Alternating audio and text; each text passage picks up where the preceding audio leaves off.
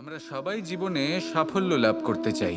প্রত্যেক ব্যক্তি এটা চান যে নিজের কর্মক্ষেত্রে তিনি যেন সর্বশ্রেষ্ঠ হয়ে থাকেন। এবার আমাদের মধ্যে কেউ এটা মানুক বা না মানুক, আমরা সবাই এটা জানি। কোথাও না কোথাও নিজেদের মনে মনে আমরা এটা জানি যে আমরা সম্পূর্ণ নই। আর আমরা সবাই পূর্ণতা লাভ করতে চেষ্টা করি। এবার পূর্ণতা প্রাপ্তির এই যাত্রায় সাফল্য কিভাবে লাভ করা সম্ভব? কেউ বলবে নিরন্তর পরিশ্রম করতে থাকো, দৃঢ় নিষ্ঠার সাথে অগ্রসর হও, সাফল্য অবশ্যই লাভ করবে। হ্যাঁ, এটা সত্যি কথা। কিন্তু এই সব কিছু করার আগে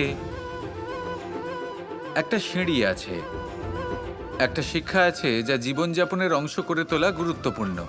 আর সেটা হলো আপনার এটা বোঝা উচিত যে আপনি ঠিক কি ভুল করেন যার জন্য আপনি সাফল্য পর্যন্ত পৌঁছতেই পারেন না।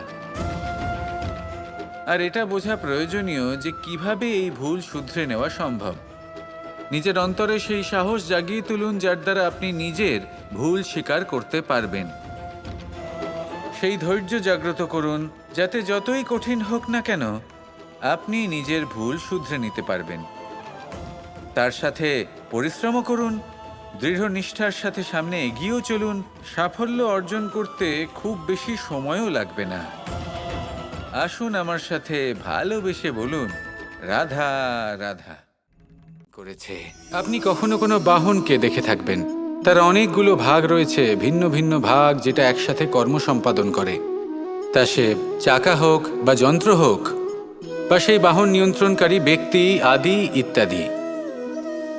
সবাই নিজের ক্ষমতা অনুসারে, নিজের স্বভাব অনুসারে নিজের কর্ম করেন। কিন্তু যখন কথা ওঠে বাহনের অগ্রসর হওয়ার, পথ চলার, তখন তার মূল অর্থ যেটা আমরা বুঝি সেটা হলো চাকা। এবার এমন ঠিক কেন হয়? কারণ চাকার স্বভাব হলো চলতে থাকা, সেই জন্য সে চলতে থাকে, তাই বাহনও চলতে থাকে। এবার সেটাই মানুষকে বুঝতে হবে নিজেদের সম্পর্কের বিষয়। অনেক সময় মানুষ ব্যথিত হয়ে পড়েন, ভাবেন আমাদের এই জীবনে সম্পর্কগুলো আমাদের ইচ্ছে অনুসারে চলে না। এবার এমনটা মানুষের কেন মনে হয়? এই কারণে মনে হয় কারণ সে সম্পর্কগুলো বুঝতেই পারে না। সম্পর্কগুলোর সাথে কিভাবে চলতে হবে, কিভাবে চলা উচিত সেটাই সে বুঝে উঠতে পারে না। দেখুন, সম্পর্ক যখন তৈরি হয় তখন সেই ব্যক্তি যুক্ত হন, তাদের সাথে নিয়ে আপনি সামনে অগ্রসর হন। এমন কখনোই হবে না যে আপনি এগিয়ে চলেছেন আর আপনার সম্পর্ক আপনার পেছনে পেছনে আসছে।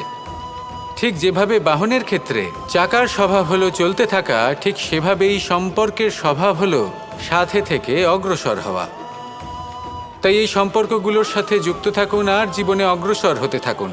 এই সম্পর্কগুলি আপনার জীবন সুখে পরিপূর্ণ করে তুলবে। আর তখন এই মন সুপ্রসন্ন হয়ে বলবে, রাধা রাধা।